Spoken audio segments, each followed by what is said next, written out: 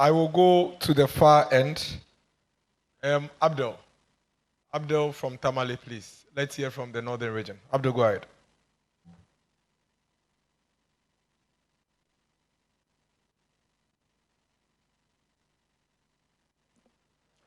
Thank you so much. My name is Abdul Shakur Omain. I work with the Bawumia FM in Tamale. Your Excellency, my question is, the teacher and nursing allowances increases the expenses of the public purse. As an economist, don't you think it is prudent for us to scrap it? Especially so you are now talking of an upgrade instead of a research. Thank you. Thank you. Let me hear from Salma. Salma, please go ahead. Please give the microphone to Salma. Good evening, Your Excellency, and thanks for the opportunity. My name is Salma Ahmed of ICRA Radio. Your Excellency, having advocated for the creation of the Zongo Development Fund, how impactful has it been to the Zongo and the inner cities? Thank you. Umaru Sanda from City.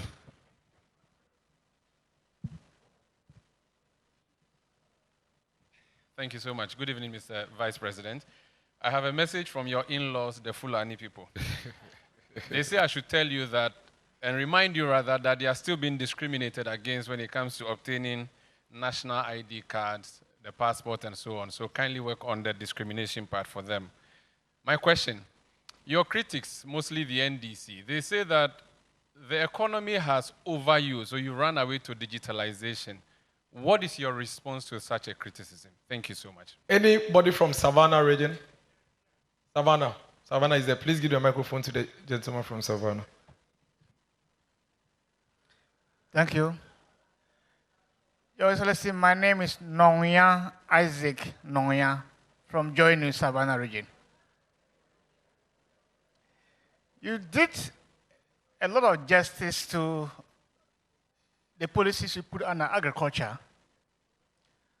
But one fundamental key on the agri-value chain, which is the seed industry, is crushing to collapse. I will speak. The local seed industry is very, very weak to the extent that seed growers are out of business. The Tamale warehouse, one warehouse, there are a lot of seeds that are packed there with a market. Sorry. Your question, please. My question is, are you going to rescue the agricultural value chain by revamping the local seed industry and then giving quota of supply of these seeds to the planning for a food or job? Because at the moment, they only buy rice in the neglect of maize, soya, and what have you. Thank you. Let's hear from Frema Edunyame from Channel 1, and then we'll come to Central Region. So let's hear from Frema, we'll come to Central Region. Thank you very much. Your Excellency, it is quite clear that Dr. Mahmoud Bawumia is not the visionary for the current NPP administration. But as rightly admitted, you bear some collective responsibility for the outcomes of government's efforts, either successes or failures. Mr. Vice President, can you state 2 failures of your current administration which you seek to correct? And how do you intend to do this differently should you become the president? Thank you. Thank you. Central Region.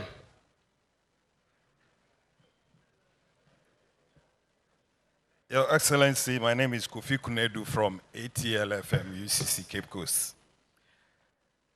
I guess Cape Coast Airport promise in 2020 is part of the 20% unfulfilled. Fast forward, you have aligned in your 2024 manifesto. It means it is there in your heart. What is the overriding consideration of having an airport in Cape Coast and for that matter, Central Region? Thank you. Please, let me hear from Larry Dugbe. Please give the microphone to Larry. And then afterwards, we'll come to Ashanti region, Mr. Kwame Adinkra. Let's take a few more. Give the microphone to Mr. Kwame Adinkra. His hand has been up for a bit now, please. I see a lot of hands. We'll take as many as we can. Please be very crisp with the questions. Okay. Your Excellency, I want an assurance. I recall the President's first 100 days in office. I drew his attention to a vision of President John Ajikun Kufuor to the fact that he will fix the inner ring road of Kumasi to restore the Garden City glory. In fact, we saw the Asqua interchange, the overhead constructed. We saw improvement in the Sofolai interchange. Now we have seen major constructions at the Swami interchange. But we have left with Santasi roundabout interchange, Ahonjo roundabout interchange, Aulaga Junction interchange, and airport roundabout interchange to fully complete the inner ring road of the Garden City. I want assurance from you to the people of Kumasi, whether indeed in your reign as the President of the Republic, you will fully complete the inner ring road of the Garden City. Thank you very much. Thank you. I see Andy. Please give the microphone to Andy and Larry. They must ask questions. Please hand the microphone over to Andy and Larry, wherever they are. I see them here, I see them here. Oh. Yes. Hello. Please hand the microphone over to them. Thank you. Andy, please join your brother. Please come forward. Go ahead. Mr. Vice President, I'm from Akachi in the Volta region. Andy is from Jachi, somewhere in Kumasi. So we can't be we can't be brothers. But by the way, these days it's very difficult to hear the MPP talking about the fight against corruption. I don't know whether that has been captured in the manifesto. If it has, can you throw a little light on it for us, please? Thank you. Thank you, Mr. Vice President. You've been touted as one with integrity. And we know integrity is anchored on trust. On your campaign tour, you're making promises. In some instances, a renewal of those you've made in the past. Thankfully, you've been reminded of one you made in 2016 to relieve Ghanaians of the suffering. 7 years down the line, there is still suffering. This time around, excruciating hardship. You are appealing to Ghanaians to promote you to the higher office of the land. Respectfully, do you think you should be trusted with a mandate that you are, or you have what it takes to relieve Ghanaians of what they are going through? Thank you. Thank you, Andy. So basically the question is that between Dr. Mahmoud Bawumia and former President Mahama, who should a Ghanaian voter trust? He would respond to it. Please give the microphone to Nana Okatechi Afrifa. Okay, it's with Evans. So let Evans come then. Okatechi will come then. Uncle Ebokwansa will come. Okay. My name is Evans Mensah. I work with Joy News. On page 29 of your manifesto, you promise to protect Ghanaian cultural values. My question to you is, as president, will you sign the promotion of Ghanaian sexual rights and family values bill? Thank you. Okatechi, I think we've taken more than the 6 at this point. Uncle Ebokwansa. Please let us hear from Akateche Fifa, then we come to Uncle Ebokwansa. Good evening, Your Excellency. As usual, I would like to ask my question in Tree. Saying how Janansi as would the Ajama Pambo, Timebusan Tree. Your Excellency, a year na me free a year as Sankregua and in Impotemu Eba. Na me koi with Madame Fwa on see a morning show of a Kesman Kwame Apiakubi. You could do honor near mana Ekosunibi, Your Excellency. It is heart wrenching. Seminoka say, Tanons you Idaho. Is to tobre. Met me Gina the middle of the tunnel in Sio Namanantiso, Domine Yesu Christo.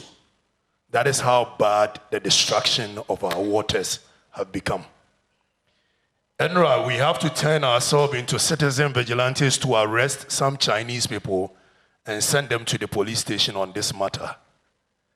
Besides that, Achimota Forest, Yanyan TSA, the Minister for Lands and Natural Resources, said, year in, year out, a certain Owu family, Asasi free on 1927, Yanchia Omoka, and T. Omodibi Koma Owu family, no.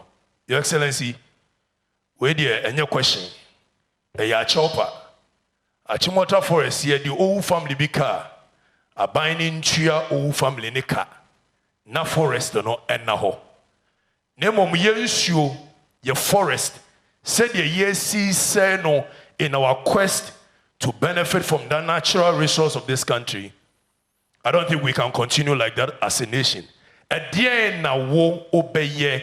Sebeya, Yusua, Yaseno, Abedri, you bet me a reclaiming, nay, bet me a body that one obey, Amada Chinchima. Thank you. Please let's take Uncle Ebokwansa so we can, because I think now we've taken almost 9 or so questions. Uncle Ebokwansa, we do Sadiq from NTV, and then we will take the answers. Thank you. Please. Mr. Vice President and incoming President. About 3 years ago, I attended your lecture at Brekuso. When I came back, my feature was simple. The headline was simple. Ebokwansa attends lecture and encounters the next president. Some of us are already convinced that you are going to be the president of Ghana. But some people out there are campaigning that you are a liar. All over the rural areas, when you go and you talk about your achievement and what you intend doing, the old folks will say, but the people came here and said you are a liar. Now you are telling us that you are, you represent the future. Please, how do you convince my elder sister in my village, Kumfe Krofo, that you should get up, an 82-year-old lady, that you should get up, drag herself and go and vote for a man who is for the future? I just want you to tell the people of Ghana who you are, why you want to be president of this republic. Thank you. Thank you. Sadiq, NTV, and then His Excellency would now give the answers. From Sadiq. From Northern TV. Yes. Thank you very much, Your Excellency. Your Excellency, Tamale is one of the fastest growing cities in West Africa. Over the years, we've had perennial water challenge. Your government cancelled for the Tamale Water Project in 2020, same for Yendi and Savannah region. Your Excellency, as President of the Republic, what will be your solution to address this perennial water challenge? And what is the update on the Tamale Water Project? Thank you. Thank you, Your Excellency. If you can take the questions and give the answers. But please let me quickly add this. As we report, kindly let's report fairly. If you are going to report that the Vice President said, if he does everything now, what would he do when he becomes president? Please add the laughing emoji and then complete the statement, because that's exactly what he said. TV3, kindly correct the reportage on Facebook. Thank you. Your Excellency.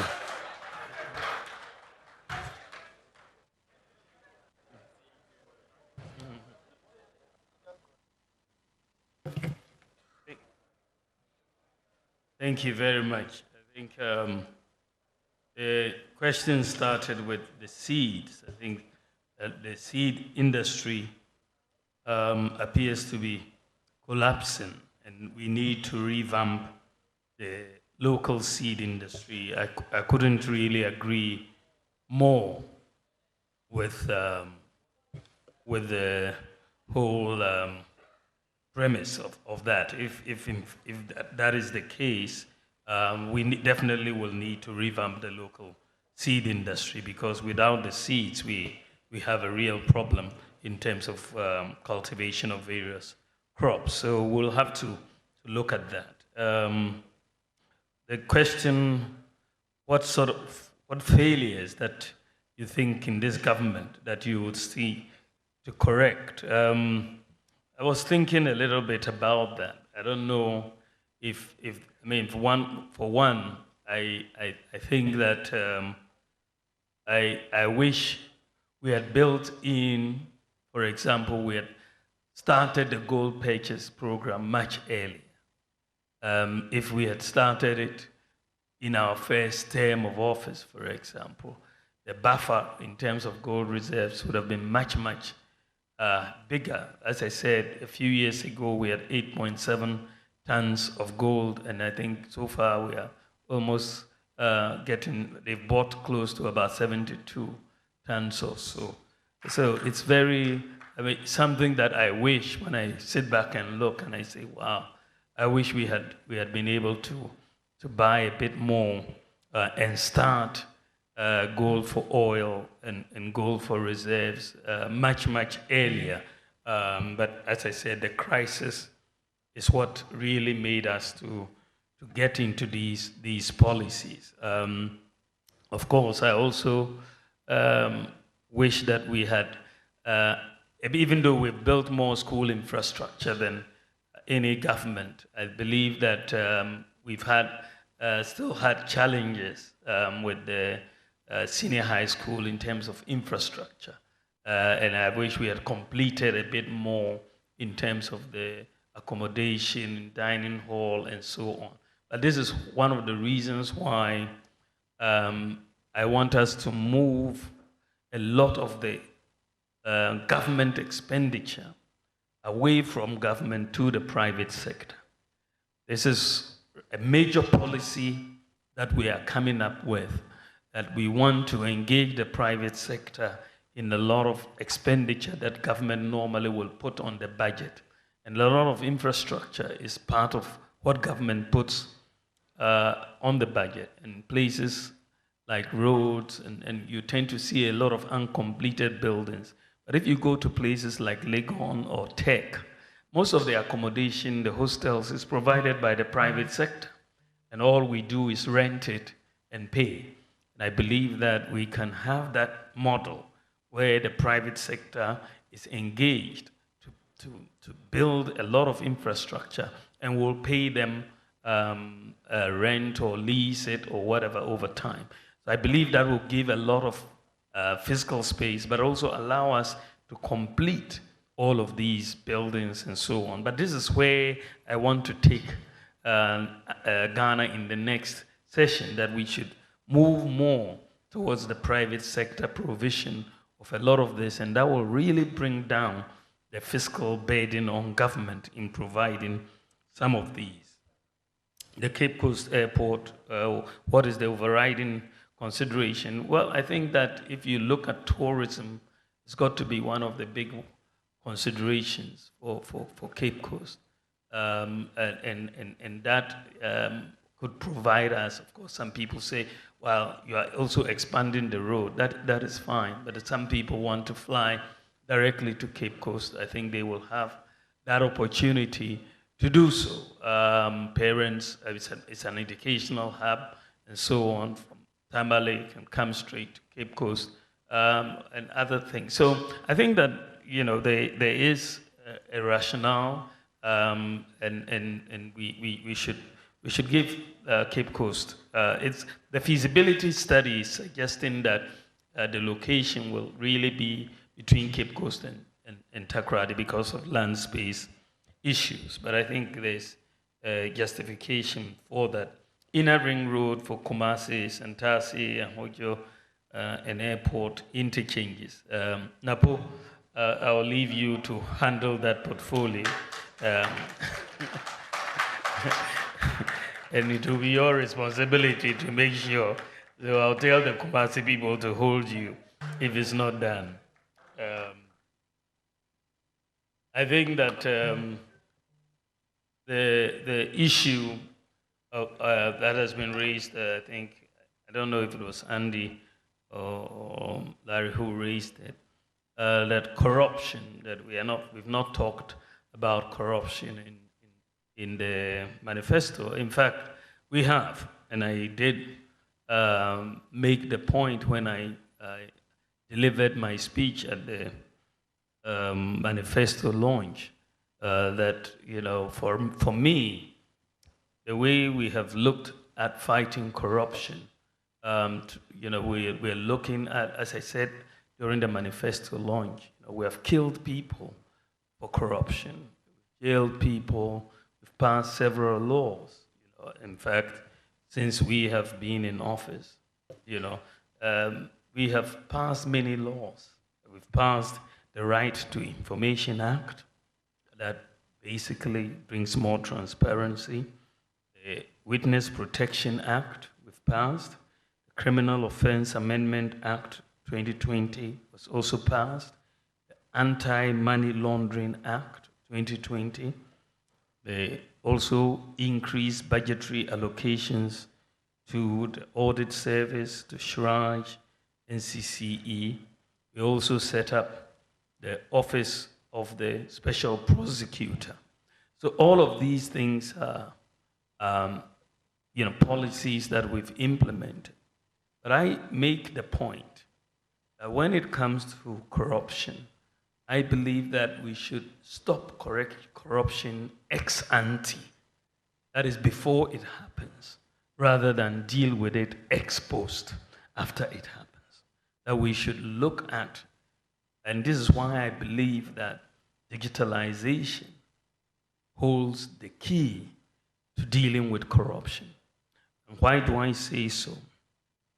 When I look at the impact of the Ghana card on the public sector payroll, it gives me a lot of confidence that we are on the right path to deal with corruption ex ante. The Ghana card provides unique identity backed by fingerprints for every adult Ghanaian so far. We've issued 18 million Ghana cards. And so when we look at SNIT, for example, when they went through their pensioner payroll and tried to make sure that everybody had a unique identity on the payroll, they found out 29,000 ghost pensioners just because of the Ghana card. And that saved SNIT almost 400 million Ghana cedis from the 29,000. National Service Secretariat found 44,000 ghost service personnel, savings of over 350 million. And using digitalization in the Ghana card, we've been able to eliminate all ghost workers on the Controller and Accountant General payroll. And that is a major advancement in the fight against corruption, because these are things that have been there for a very, very long time, but digitalization is helping us to deal with it. And when you come to the area of the tax, domestic revenue mobilization and people's compliance with tax laws and all of that, when we came into office, only 4% of the, adult population of Ghana had tax identification numbers. Only 4% had tax identification numbers. So we made the decision. I said, look, why don't you make the Ghana card number the tax identification number? Suddenly, once we did that, suddenly 85% of adults in Ghana suddenly have tax identification numbers. So we can tell going forward who has filed, who hasn't filed, where they live, and so on. We tackled corruption, passport office with digitalization. And since we digitalized operations at the passport office, revenues have gone up almost ninefold at the passport office. Ninefold. Same with DVLA, digitalizing DVLA. We've seen significant increase in revenue. When we digitalize ECG, and ECG no longer collects cash for payment of electricity, you've seen revenue collections go up from 450 million Ghana cedis to 1.2 billion Ghana cedis, just by digitalization. You are looking at paperless ports and the way clearing goods at the ports have gone so far. Everybody can attest that you have been able to see a reduction in corruption. The Ghana.gov platform that we have implemented, by the way, you almost about 99% of all MMDAs are on the Ghana.gov platform. And that means that payments to government and are largely not leaking. The Ghana.gov is collecting about 200 billion Ghana cedis on the platform a year. And a lot of this would have normally gone through cash, and then we would have had leakages.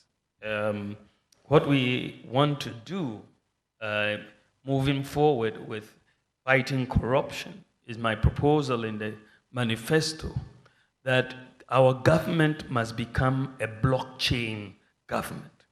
A blockchain government, which means that we operate on the basis that all transactions that you do within the government space are locked in, cannot be changed, are traceable, even if it is 100 years, they are all traceable. So you cannot go and change any things within the government space. And that is where we need to go. So far, UAE wants to be the world's first blockchain government. They are on course. Ghana wants to be the world's second blockchain government. With that, I think once everything is transparent in all your transactions, there should be a deterrence for corruption in this context. So I want us to move into blockchain, and it will also be done.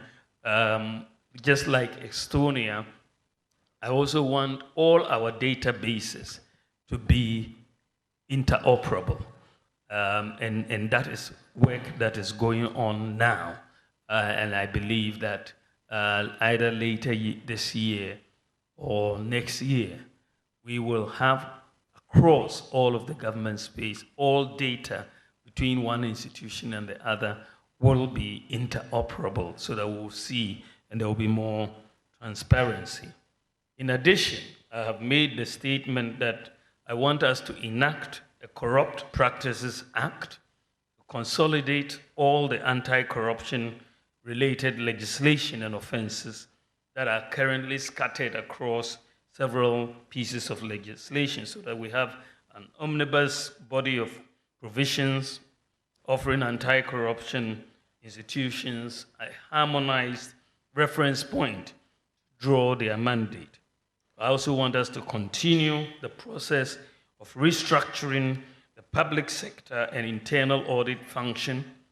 I want us to review Article 286 of the Constitution and the relevant legislation on assets and liabilities declaration.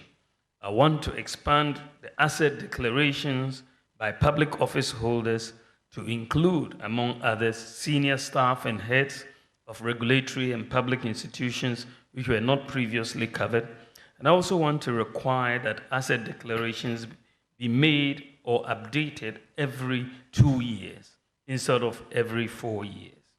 I want to place limits on foreign official travel by ministers, CEOs, and civil servants, as well as annually publish official travels undertaking, and also annually publish the list of all beneficiaries of public scholarships. So that is one area in terms of the corruption fight that is in the manifesto. Maybe it must have skipped some people, but it is there. I think it is Andy who was asking the question that, all the promises are about integrity and trust, and the fact that real hardships exist, and how would people trust that I will be able to work on the hardships. I think that, the issue has to really be about what have you done?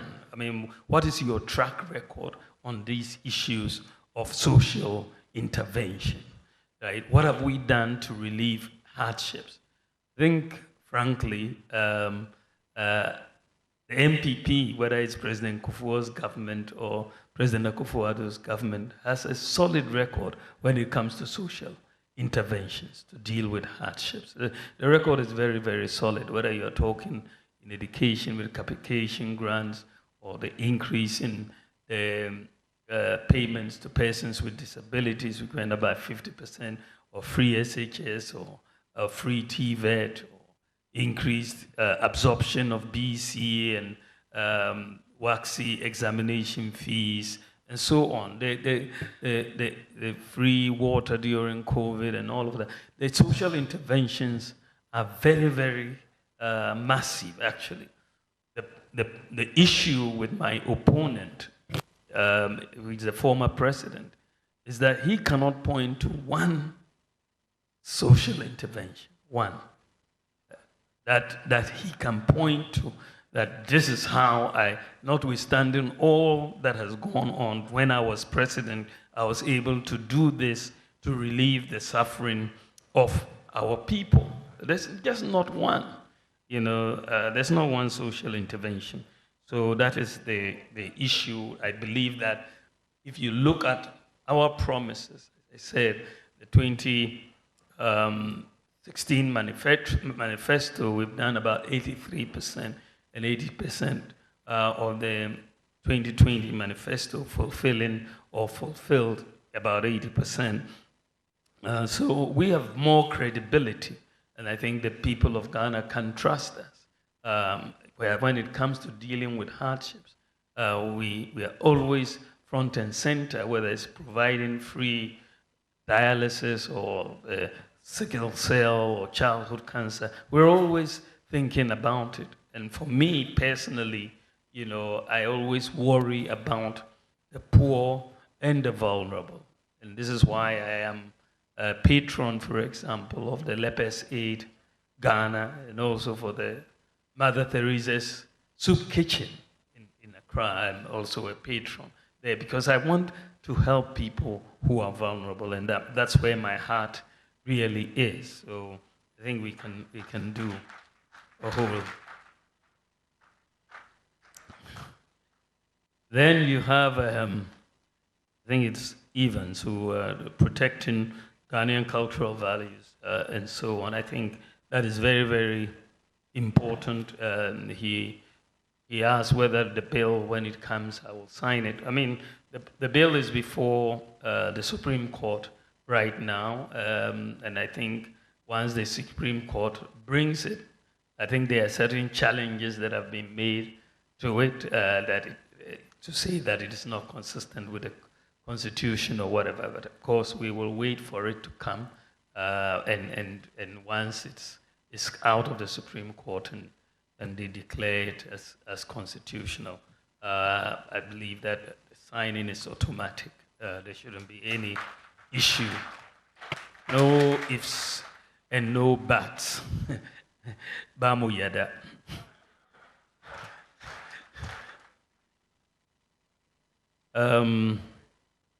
I think that there is the issue of protecting our water bodies. And I think that, first of all, restoration of our forests, we've undertaken to target about 30,000 hectares of degraded areas for reforestation and plantation, and also establishing 1,000-hectare bamboo and rattan plantations annually for watershed protection, and also providing tree seedlings and plantain stackers in the National Reforestation and Plantation Program. I've also talked about small-scale mining and how we want to reduce the practice of galamsey, indiscriminate digging by using data from the Geological Survey Department to direct the miners into particular community mining schemes, and sort of using mercury-free gold catcher machine technology to help them extract the gold without destroying the water bodies. We also want to preserve our water resources by vigorously protecting both the surface and underground sources by enforcing the provisions of the water use regulations, and protecting transborder water sources of the Volta River in particular. We need to effectively manage all these water basins. I think it's very, very important that we do so. I think that I don't know if it was a Bokwansa who was asking the question. He's addressed it. What exactly about Achimota Forest? Yeah, he talked about the Owu family, that they should. He's saying that whatever we can do to pay off the Owu family and preserve the forest, we should do. I'm inclined to agree with you on that. It was a suggestion. Yes, it was a suggestion, yeah. Yes, it wasn't a question. No, it wasn't. Yes. It was a suggestion that if we can preserve the forest without getting it chopped down and all of that, I think makes... Thank you, Excellency. Umaru Sanders, about the Fulani discrimination, and also the issue of you speaking only on digitalization and no longer in the economy. Yeah, I think we're coming to that. Let me see. Yeah, okay. Let me take Sanders' question. I wrote it, but I can't seem to see it. But I mean, the issue of my in-laws. My in-laws feeling discriminated against. I will take very strong exception to that. As president, and even as vice president, I don't think I want to see my in-laws discriminated against. So Marusanda, tell them that we are going to fight with them to make sure that discrimination doesn't take place. Then also, you talked about digitalization, my focus on digitalization, and that the people think that I've run away from economics, and economics has gone over me, and so I've gone to digitalization. I think digitalization has gone over them.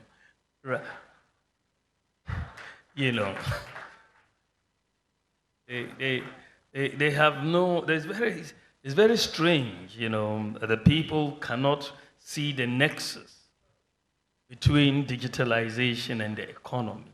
And it just doesn't make sense. When I spent a year at Oxford University in 2009 as a researcher in the economics department, I wrote a book on monetary policy and financial sector reform.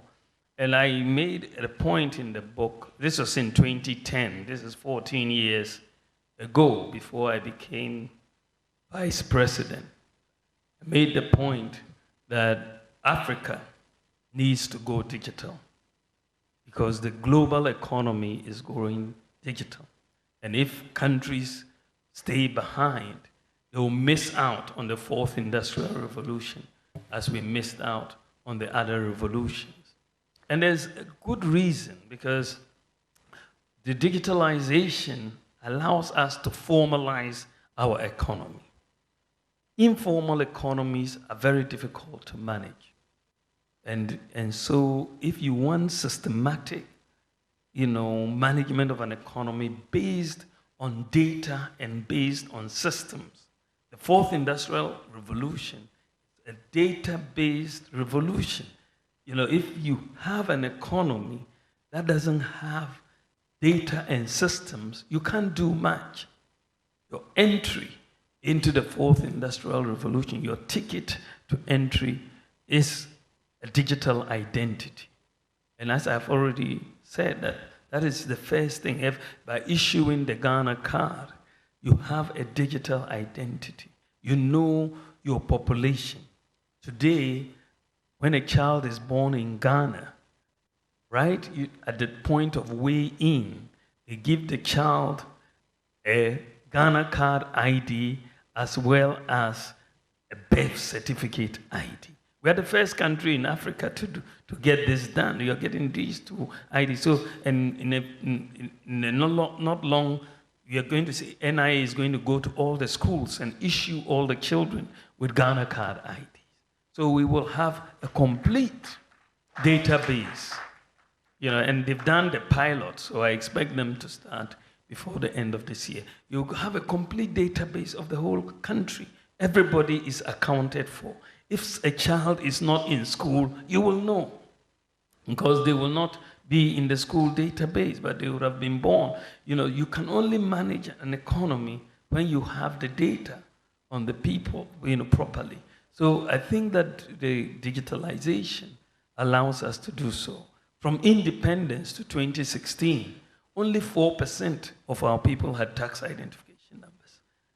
Only 4%. But by making the Ghana card ID, that we've been able to solve that problem, and therefore we have 85% in there. How do we get everybody with a bank account? You go through mobile money interoperability. You get the digital framework working. And then suddenly Ghana is the #1 country in terms of financial inclusion. We've been working at this matter since independence. But Ghana is 100% access to financial inclusion. The only country in Africa with 100% access to financial inclusion. This is economics. When you talk about financial inclusion, you're talking about economics. Look at the savings that people are making, just staying at home and paying their electricity bill, or renewing their national health insurance, or buying something on the internet or whatever. Just, you're expanding economic possibilities when you move in this direction and so on. So when you are talking about moving away from economics, no, in fact, any economy which doesn't digitalize will be left behind. And so I believe right now, what we are doing right now in Ghana, we are really at the forefront of the digital economy in Africa. We are at the forefront of the digital economy. What we are doing right now, many countries are not able to do. Many countries will take a much longer time to do. I was telling somebody, even in the UK, they don't have digital ID cards. Tony Blair was proposing to Steinmeier that they should move to issue digital IDs. They don't have digital IDs in the United States. They are now talking about doing digital identity in the United States. The EU has asked all their countries to make sure they issue digital IDs by 2030. How do you manage an economy without address systems, addresses? If you go to the UK, US, Canada, and you collapse their address system today, those economies will collapse just because they don't have addresses.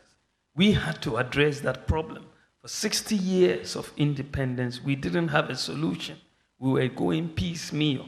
But by just bringing in the Ghana Post GPS and moving to a digital property address system, Ghana solved that problem just like that. And that has economic repercussions. You look at Ghana.gov, all these people on one platform, look at the efficiency, and so many problems that we've lived with since independence, so many problems since independence, we have been able to solve them because of digitalization. And this is now going to give us the foundation to really grow jobs and the businesses in this country. That is where we are going. So people who don't understand digitalization need to think through some of these things. This is where the world is going. And I am just at the forefront in terms of policy of moving this in this country.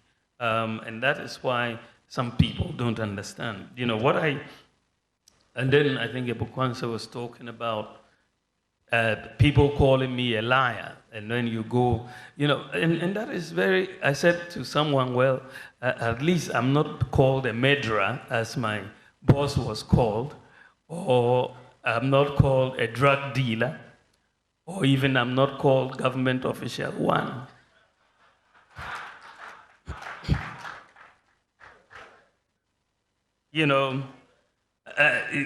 But why do these things arise? Fundamentally, I believe that Ghana can do exactly what is happening in the developed world, in the advanced countries. I believe it is possible for us to leapfrog technology. And for us to do this, we must have this mindset of possibilities. That's why I'm saying it is possible. We are always, timid in trying to do things that are not even done in the advanced countries. We think because it's not been done in the advanced countries, we shouldn't even try. But we can leapfrog them in many areas.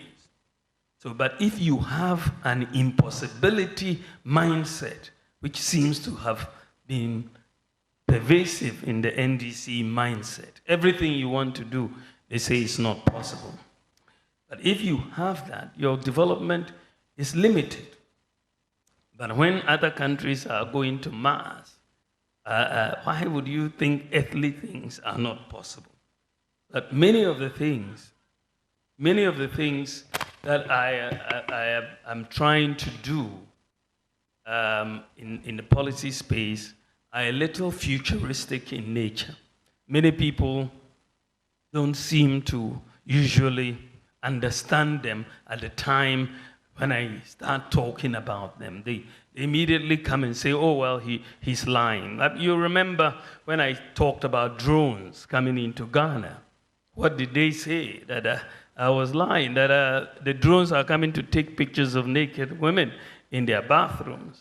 That was the response about drones.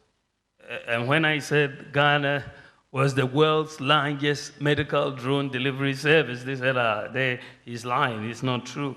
When we talked about digital property address system, they said he was lying. This is not this thing. When I said that mobile money interoperability, Ghana was the first in Africa to do mobile money interoperability between bank accounts and the Momo account that we have done. They said I was lying, but usually after they say I'm lying, when I'm proven right, they don't come back to say I was right. When I said that you could use the Ghana card to travel from outside Ghana into Ghana, they said I was lying. Today, people are using it and traveling very easily. When I said we're going to build hostels for Kayaye, they said I was lying. And then we've built the hostels, they've not said anything. When I said we will restore teacher training allowances, they said I was lying. When I talked about the rent advance loans so that people will not have to pay rent advance through the National Rental Assistance Scheme, they said I was lying. free SHS, when we talked about it, they said it was 419. Agenda 111, when I mooted this idea about Agenda 111 and we announced it, they said it was a lie, it was not feasible. The Zongo Development Fund similarly, and when I talked about credit scoring, was not in existence. It wasn't seen as true, you know. So there's a pattern that is going on, but I have to thank Joy FM. In June 2023, Joy FM did a report together with the African Academy for Open Source Investigations. And that report revealed that the coordinated sharing of that hashtag Bawumia tweets by 28 accounts using copy and paste technique is an inorganic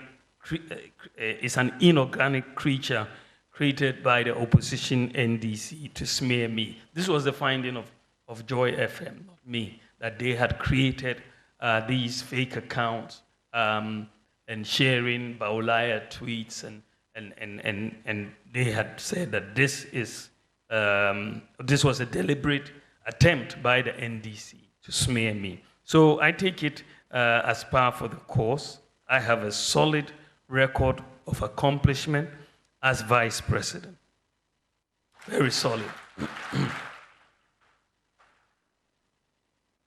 I have, at least I can point to 33 separate policy initiatives.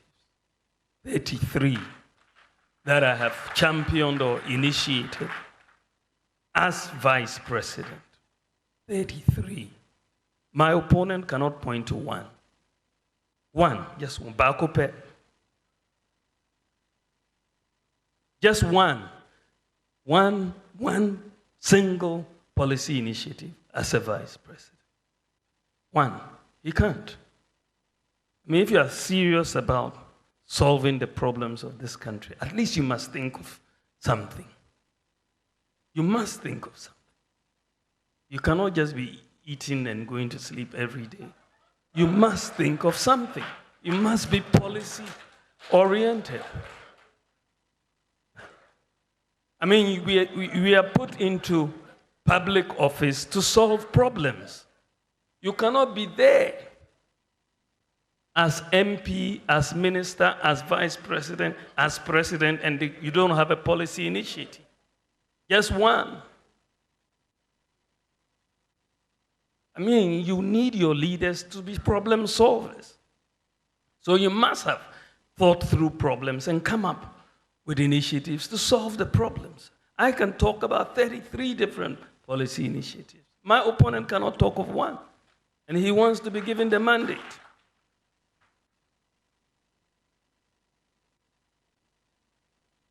Question about the Zongo Development Fund. We just wrap up. We'll take the Zongo Development Fund question, then we'll take a question from Bloomberg. Then I have also been called out the same way I called TV3, and let me add GH1 as well. Let's give fair reportage. It's fine. Report as you want to report, but don't cut my statement when you know it's not complete. It's unfair. So please, that's what we are saying. We are not telling you what to report. We are only saying that if I make a full comment and you bring one part of it and report on it, you are deliberately setting me up for something to satisfy your own agenda. Please, let's be fair. GH1 has also done the same. I think it's fair that we correct it. But I have been called out also by Ebenezer Donko. Eben, I can't see you. Please, give the microphone to Ebenezer Donko. Your Excellency, whilst you take a breather, and then we come back to it. We are taking three. So please, let me address the Zongo Development Fund. I think that what is clear is that Zongo development wasn't a real issue. The Zongos, for the most part, had been used as political fodder by politicians. And we didn't really have a vehicle for Zongo and inner city development. And this is the genesis of the setting up of the Zongo Development Fund. And we are looking at setting this fund up. And this fund has done tremendous work. We've had over 200 completed projects in various areas like education, health, infrastructure, vocational training, entrepreneurial support, sports, and so on. We've done over 70 new classroom blocks are being constructed. 45 have been completed and commissioned in various Zongos. We've constructed over 30 ICT and community libraries in Zongo communities. And we've renovated and provided, we've renovated various schools and provided dual desks to several. Over 5,000 dual desks have been provided, and we've provided tertiary education grants to over 1,000 students. And we've given scholarships to 40 brilliant but needy students from Zongo communities to study medicine in Cuba. And we've donated about 50,000 textbooks to be distributed across the country. Over 1,000 youth from Zongos across the country have been trained and supported in various vocational skills, soap making, beads making, hairdressing, and so on. And then we've also seen a number of chip compounds constructed and some health facilities in Zongo communities. Also, drainage systems have been constructed, and the provision of places of sanitation facilities have also been done. So if you look at sports, we've also done astroturfs in Zongo communities. 17 have been completed, and we've done 100 mechanical water systems in many Zongos across the country. And street lighting as well. So what you are seeing is a major investment that has taken place in the Zongo communities, and you can point to specific things across the various communities and what the Zongo Development Fund has done. They've done an excellent job across the country. They've done an excellent job. Your Excellency.